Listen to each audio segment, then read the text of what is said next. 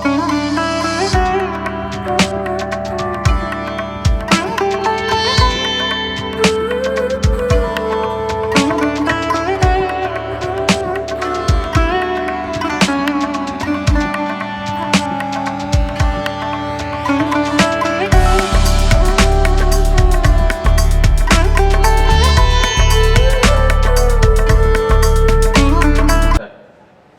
Friends, நான் உங்கள் கணேஷ் ராகவ். இன்றைக்கி நம்ம கன்னியாகுமரியில் இருக்கோங்க. கன்னியாகுமரியில் இருக்கிற பகவதி அம்மன் கோயிலுக்கு போக போகிறோம். குமரி அம்மன்னு சொல்லுவாங்க. ரொம்ப ரொம்ப சிறப்பு வாய்ந்த திருக்கோயிலுங்க. அந்த கோயிலுக்கு போயிட்டு அந்த கோயிலோடைய வரலாறு, அந்த கோயிலோடைய அழகு, நம்ம அறியாத பல அற்புதமான அதிசயங்கள் அந்த கோயிலை பற்றி எல்லாமே இந்த வீடியோவில் இருக்க போது. வாங்க நம்ம அந்த கோயிலுக்கு போகலாம். தேவி கன்னியாகுமரி அம்மன், குமரி அம்மன், பகவதி அம்மன்னு பல பெயர்களோட இந்த அம்மனை பக்தர்கள் வணங்குறாங்க, வழிபடுறாங்க, அழைக்கிறாங்க. இந்த அம்மன் கோவில் ரொம்பவே முக்கியமான கோவில். நம்ம நாட்டில் இருக்கிற முக்கியமான கோவில்களில் இந்த கோவிலும் ஒன்றுன்னு நான் சொல்லுவேன். ஏன்னா இந்த கோவில் நம்ம நாட்டோடைய ஒரு எல்லையில், ஒரு முனையில், முக்கடல் சங்கமிக்கிற இடத்துல இருக்குங்க. இந்த ஒரு அம்மன் ராமாயணம், மகாபாரதம், மணிமேகலை, புறநானூறு போன்ற நூல்களில் இடம்பெற்று இருக்காங்க.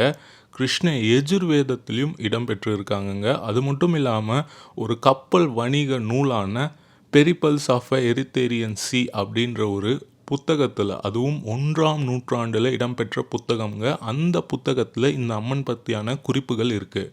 இந்த அம்மனை எப்படி குறிப்பிட்றாங்க அந்த புத்தகத்தில்னு கேட்டிங்கன்னா, இந்த ஒரு கடலில் இங்கே இந்த அம்மனை வழிபட்டு இங்கே ஒருத்தங்க தன் துறவரம் மேற்கொள்கிறதுக்காக இந்த கடலில் முங்கி எழுந்துக்கிறாங்க. அந்த அம்மனும் அப்படி தான் பண்ணாங்க அப்படின்னு அந்த புத்தகத்தில் குறிப்பிட்டிருக்காங்க.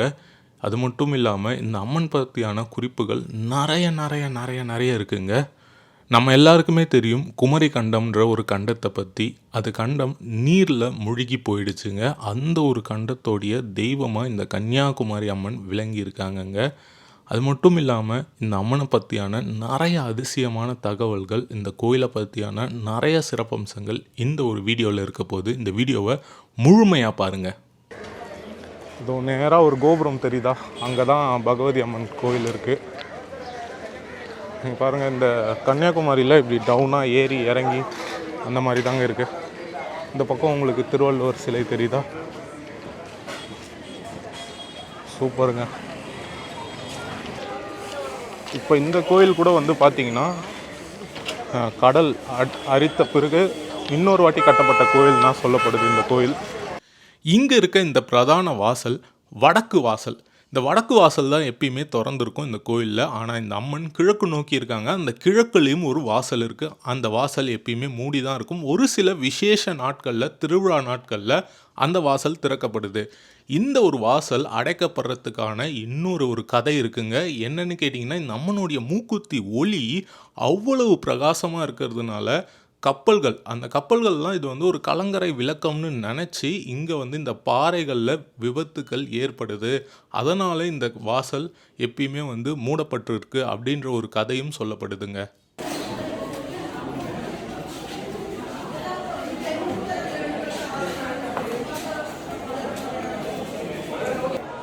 இங்கே பார்த்திங்கன்னா டிக்கெட்டுக்கு இப்படி போனோங்க, ஃப்ரீக்கு அப்படி போனோம்.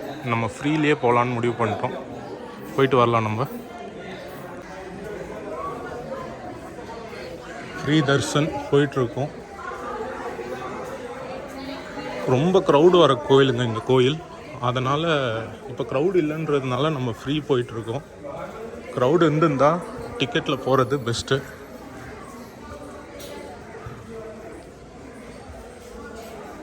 நாகர்கள் சன்னதி.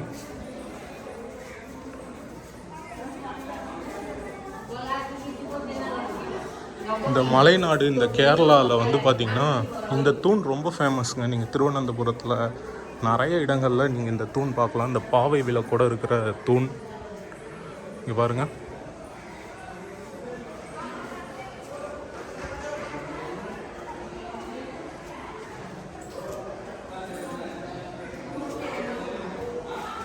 ரொம்ப சுத்து. இது க்ரௌட் இல்லைன்றதுனால நம்ம போயிட்டுருக்கோம்.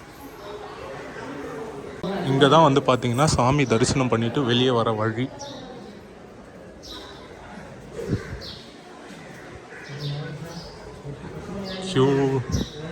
கியூ நின்றுடுச்சு.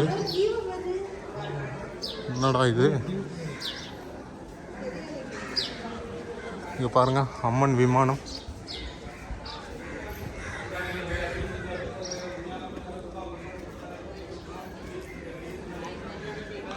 கியூ ரொம்ப அதிகமாக இருக்குது. 20 ரூபாயிலே போயிடலான்னு நினைக்கிறேன். பாருங்க, அப்படி போதுரா நவீன், 20 ரூபாயிலே போயிடலாம்.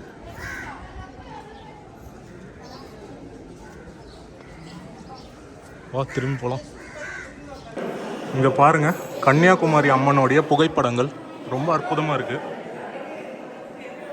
இங்கே கால பைரவர் சன்னதி, அம்மனுக்கு காவலாக இருக்கார் இவர். பாருங்கள், கோயில் உள்ள கட்டமைப்பு எப்படி இருக்குது, அழகாக இருக்குங்க.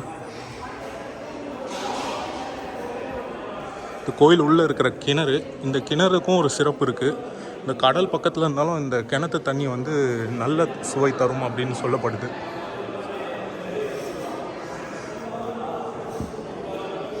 தூணில் நிறைய சிற்பங்கள். நம்ம போகலாம் உள்ள. இங்கே கொடிமரம், பலிப்பீடம். வாவ், அற்புதமாக இருக்குங்க. நம்ம உள்ளே போய் சுவாமி தரிசனம் பண்ணலாம்.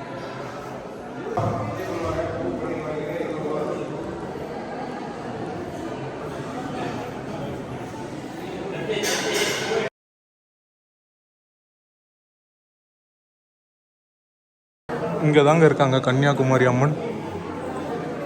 ரொம்ப அற்புதமாக இருந்தாங்க. அவங்க மூக்குத்தியில் ஏதோ விளக்கு மாட்டின மாதிரி அப்படி ஜொலிக்குது. அவ்வளோ அற்புதமாக இருந்தாங்க. கல்வெட்டு குறிப்புகள். நம்ம எப்படி வெளியே போகலாம் நம்ம.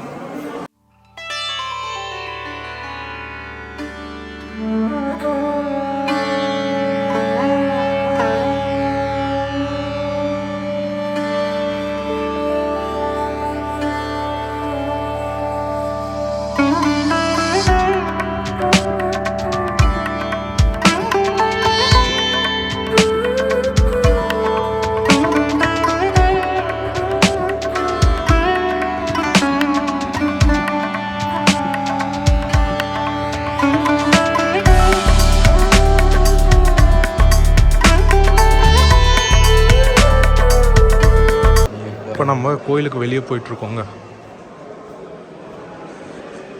பாவை விளக்கு. நான் இங்கே ஒரு பாவை காமிச்சிருப்பேன், அவ்வளோ அழகாக இருந்தாங்க, ஒரு பொண்ணு மாதிரியே. போகலாம் நம்ம வெளியே.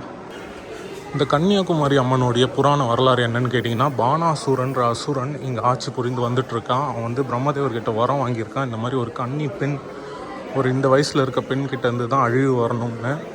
அதனால் இந்த கன்னியாகுமரி அம்மன் வந்து பார்த்திங்கன்னா இங்கே தவம் இருக்கிறாங்க, சிவபெருமானை திருமணம் பண்ணணும்னு. சுசீந்திரம்லேருந்து சிவபெருமான் இவங்களை திருமணம் பண்ண வரும்பொழுது நாரதர் அதை தடுத்து நிறுத்துறாரு. அதுக்கப்புறமா அவங்க பானாசுரனை வதம் பண்ணி இங்கே கன்னியாகவே இருக்காங்க. சூப்பர். நம்ம இப்போது வெளியே போகலாங்க. வெளியே போய் அடுத்தடுத்த இடங்களுக்கு போகலாம். இங்கே பாருங்கள், இதுதான் நான் முன்னாடி சொன்ன இந்த கிழக்கு வாசல். இது வந்து நட சாத்தியே தான் இருக்கும், இந்த வாசல் சாத்தியே தான் இருக்கும். அந்த முன்னாடி சொன்ன மாதிரி அந்த விசேஷ நாட்களில் மட்டும் இது திறக்கப்படும். இங்கே பாருங்கள், விவேகானந்தர் மண்டபம், திருவள்ளுவர் சிலை. அழகாக இருக்குல்ல? கன்னியாகுமரி வந்தீங்கன்னா விவேகானந்தர் மண்டபம் ரொம்ப சிறப்பு வாய்ந்ததுங்க. அந்த விவேகானந்தர் இங்கே வந்து இந்த அம்மனை வழிபட்டு அந்த அம்மனுடைய காலடி தடம் இருக்கிற அந்த பாறைக்கு எதிரில் இருந்து தான் தவம் பண்ணார், மெடிடேட் பண்ணார், தியானம் பண்ணார் அப்படின்னு சொல்லுவாங்க. விவேகானந்தர் வணங்கிய அம்மனும் கூட இவங்க. கோயில் பேக் சைடு வந்திருக்கோங்க. இங்கே தான் இந்த முக்கடலும் சங்கமிக்கிற இடம் இருக்குது.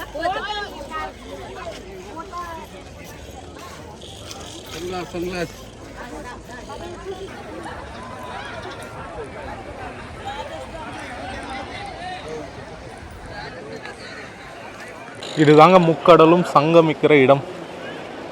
அந்த ஈஸ்ட் பக்கம் வந்து பே ஆஃப் பெங்கால், இந்த வெஸ்ட்லேருந்து அரேபியன் சி, சவுத்துலேருந்து இந்தியன் ஓஷன். நாங்கள் ஆகஸ்ட் மாதம் வந்தீங்கன்னா அது எல்லாமே நல்லா இது வர்றதை நீங்கள் பார்க்கலாம், எல்லாமே வந்து சேர்றதா. ஆனால் இப்போவே ஓரளவுக்கு நல்லா பார்க்க முடியுதுங்க. அங்கேருந்து வர்றது உங்களுக்கு தெரியுதா? அதே மாதிரி இந்த பக்கம் வந்து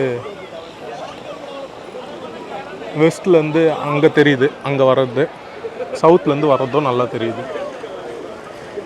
ஆகஸ்ட் மந்த் வந்தீங்கன்னா இன்னும் நல்லா அலைங்க வர்றது நல்லா தெரியும் போல். ஃப்ரெண்ட்ஸ், பார்த்துருப்பீங்க இந்த பகவதி அம்மன் கோவில், அந்த கோவில் பற்றியான முழு விவரங்களும், அந்த கோவிலோடைய அழகு, அது எல்லாமே இந்த வீடியோவில் உங்களுக்கு தெரிய வந்திருக்கும். நிறைய சுவாரஸ்யமான தகவல்களும் உங்களுக்கு தெரிய வந்திருக்கும். ஹோப்ஃபுல்லி இந்த வீடியோ உங்களுக்கு பிடிச்சிருக்கோன்னு நினைக்கிறேன். இதே மாதிரி இன்னொரு நல்ல வீடியோவுடன் சந்திக்கிறேன். Bye from Ganesh Raghav. Friends bye. பிடிச்சிருந்தா நிறைய பேருக்கு ஷேர் பண்ணி விடுங்க. ஓகே, பாய்.